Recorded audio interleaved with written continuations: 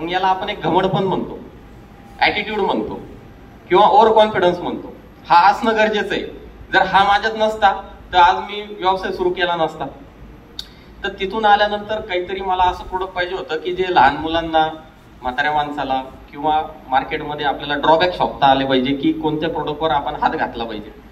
मी मसाल्यांमध्ये हात घातला होता, मी आपटलो जोरात, लॉस झाला माझा, ₹1,00,000 लॉस झाला. तिथून जी कमाई आणत होतो त्याच्यातली कमाईतला थोडा थोडा भाग माझा वेस्ट जात होता. कारण मसाल्यामध्ये खूप मोठ्या मोठ्या कंपनीने हात रोवून बसलेले, एव्हरेस्ट कंपनी, सुहाना, रामबंधू.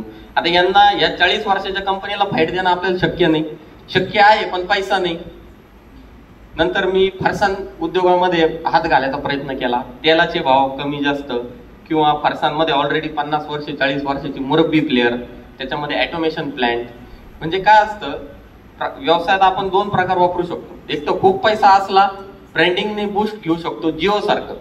आज तुम्हाला आम्हाला जिओची कंपनी स्टार्ट करता येईल का? तुमच्याकडे आयडिया आहे, त्या आयडियाला काही किंमत नाही. तुमच्याकडे पैसा नाही ना.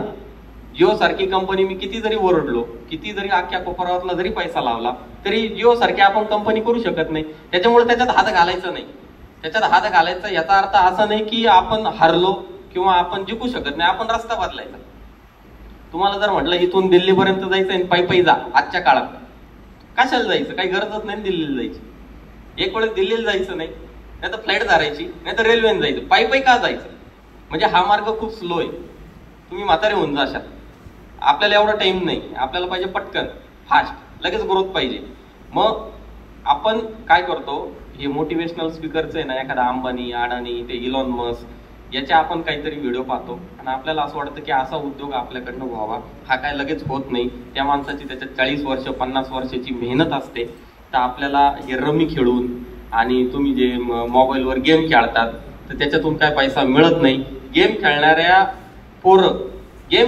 जे पोरं आहेत ना, त्यांचे तुम्ही घर बघायचे आणि जे गेम कंपनीचा जो मालक आहे त्याचं एकदा घर बघायचं. म्हणजे गेम बनवणारा पैसे कमवतोय, गेम खेळणारा नाही. हे एकदम बेसिक नॉलेज आहे. कोणी तुम्हाला कशाला फुकट पैसे कोण देईल, कशाला देईल, काय घे नाही. तुम्ही काय त्याचे जावई थोडीच आहे. तर ही गोष्ट कळायला पाहिजे की गेम खेळून पैसा मिळत नाही. किंवा तुम्ही ते मोबाईलवर शेअर मार्केट बघून माझ्या मित्रांनी एवढे कमवले. तुमच्या मित्रांनी शेअर मार्केटमध्ये जर 10,000 कमवले असेल तर त्याला एकदा विचारा आधी घातले किती होते. तो म्हणून माझे 30 गेले त्यामुळे मला 10 मिळाले. ते हे शॉर्टकट आहेत. या शॉर्टकट पासून आहे ना सध्या लांब राहायचं. आज मला शेअर मार्केट काही समजत नाही. माझा ₹1 इन्व्हेस्ट नाही. अरे समजत नाही. ज्या वेळेस माझ्याकडे 10 लाख रुपयाची एखादी ऍसेट असेल, 10 लाख रुपयाचं माझ्याकडे बॅलन्स आहे, त्यावेळेस मी ते उद्योग कराल ना. आपल्या घरात खायला आपल्याकडं किराणा नाही, भाजीपाला नाही, आपलं घर गळतं आणि आपण ते गेम मध्ये